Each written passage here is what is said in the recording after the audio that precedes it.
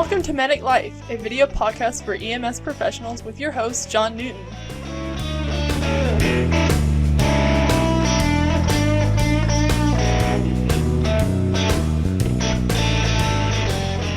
My name is John Newton, and this is another episode of Medic Life. As a matter of fact, this is part 4 of a 4-part series as I discuss Narcan in the public and for providers with Mr. Bruce Hoffman. We're going to pick up where we left off in part 3 of this 4-part series. If you've missed any of the previous episodes, go back and watch them. You can subscribe down here on the old YouTube channel there and follow us for those new updates. So without further ado, thank you guys for watching, and here we go. So, like, one of the things that I typically tell my students is, you say, like, and this was the first time I ever heard it, was a young student that I was precepting, and they said to the paramedic, they said, "I'm just an EMT." And after the call, I pulled them aside and I said, "You're not just anything. You need to own what you are. You are an EMT. So own it, right? Own it and be good at it all the way, instead of kind of backing up into a corner and saying, well, I'm just an EMT." Because now the nurse, the physician, the respiratory therapist, the flight provider, the nurse, whatever it is, says, you know, that EMT kind of said they're not an EMT or they're just an EMT, and then he kind of shied away and walked away.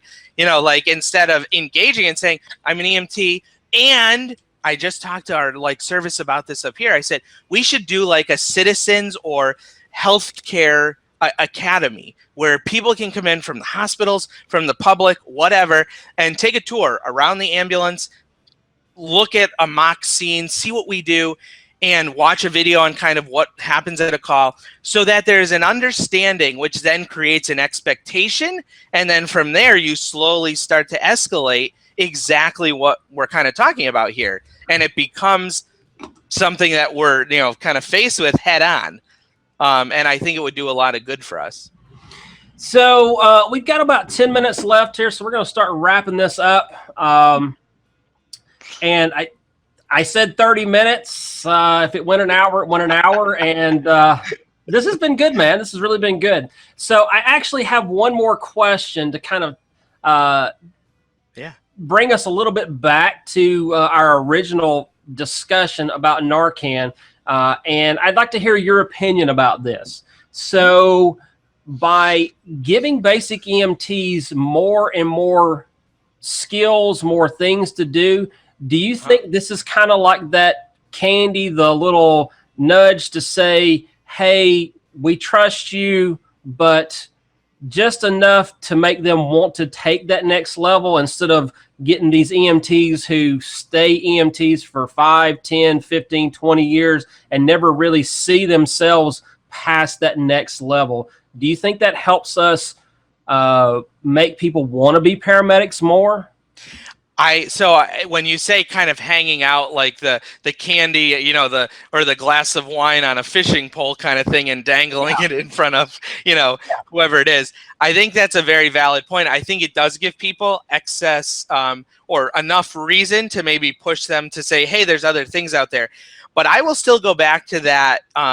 You know, you will see people that literally get off the ambulance their first day, walk into the house and see a dead person, you know, on arrival, and they puke, and then they walk out and they never come back to EMS again. That same kind of concept, like, are we adequately preparing our EMTs to say, EMT-Basics, to say, hey, you know what? I am constantly thirsty for the next thing out there, right? So it's more about a mindset to say, hey, you know what? We have Narcan now. It's gone really well. We have the data and the proof to say, hey, we can do it competently. Then we want to say, hey, we're going to write up a proposal because we want to do 12 lead ECGs in the field, send it to a physician for diagnosis and interpretation, and then send it back to us, and then we can take that person to a PCI center by giving them aspirin and hooking up with ALS on the way, right? So it's kind of, I think it's more of an a spurn to kind of develop an initiative kind of mechanism, right? I don't think that EMTs are going to say, oh, now we can do Narcan, that the whole world is going to change. But I definitely think it's a helpful piece that says we trust you to do things that maybe you previously were not trained to do. Absolutely. And I hope that it works. And if done correctly and if delivered through the appropriate leadership venue, that will certainly promulgate EMTs and people to really go out there and seek and search for more. Yeah, I think you make a good point with good leadership and good education, base education, continuing education at work. And, you know, I think this helps us bridge the gap in between our peer groups. Right. You know, we don't talk about it. We don't like to talk about it, but there is a little bit of a chasm in between each one of these levels. And, you know, I hate to say it about my peers, but, you know, there are paramedics out there that go, you're the basic EMT. And it's kind of like they're saying it as a derogatory, kind of like you were saying the whole, well, I'm just an EMT. Well, no, you're not just a basic EMT. And these people go through training. They're educated. Absolutely. They you know, the old joke is behind every good paramedic is an excellent or outstanding basic EMT. And I got to say, you know, I've had a couple of times that, you know, I was like, I'm glad you were there, man, because, you know, I got tunnel vision. I, you know, forgot, okay, it's been 5 minutes. Maybe we should probably give that next dose of epi, or, hey, it's time to give amiodarone. And, you know, and that's why I always tell people, I don't care what your level of training is. If you can sit in the classroom, if they'll let you sit in the classroom, put your butt in the seat. Yep. I mean, seriously, education is where it's at. Absolutely. And that goes for CPR with bystander CPR. I was just at a meeting up in Boston not too long ago with the American Heart Association and ways of trying to promulgate hands-only CPR. And honestly, it's literally like grab a mannequin, walk into Grand Central Station and just plop it down in front of 15 people and be like, hey, if you see somebody that's not responding and not breathing, do this. You know, you want to practice that kind of same ideology of like, we should always be ready. Is this like flash mob CPR or something? Yeah, exactly right. Yep. Even on an airplane, right? On a transatlantic flight, you know, stock it with a couple of mannequins and let it rip. But, you know, it's very true. Like, we are sometimes our own worst enemy, and, you know, and kind of building the culture that we then get, you know, kind of recognized as. And in order to change that, you know, one of the things that I always say, in order to change, you have to change, right? People say, you know, like, oh, we should do this, we should do that, we should do that. But yeah, I don't really, you know, and then they don't do it. And I'm like, you can talk about all the change in the world you want, but if you don't actually change, nothing's going to change. Talking about change doesn't do it, you know? So, and I think that's where sometimes we get very complacent, you know, very complacent. We don't make enough money.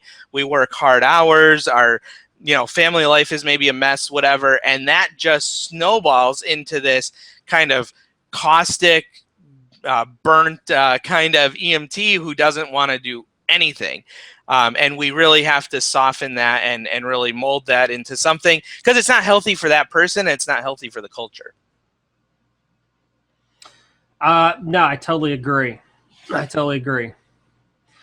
So I think we've had an excellent conversation about Narcan, and there's literally just hours more of conversation that we could have between ourselves, and it's definitely going to be a conversation for the next, you know, several months, probably even years in EMS, as we look at it and how it interacts and how I guess the public starts embracing it and the problems, or maybe the lack of problems, that maybe it even fixes.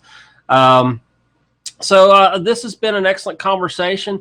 Bruce, thanks for coming and hanging out with me and doing this cast. Thanks, guys, for watching part 4. This concludes our 4-part series with our discussion on Narcan in the public and with providers. We've been speaking with Mr. Bruce Hoffman. I want to thank him again for being part of the program. Thank you guys for watching, and this has been another episode of Medic Life.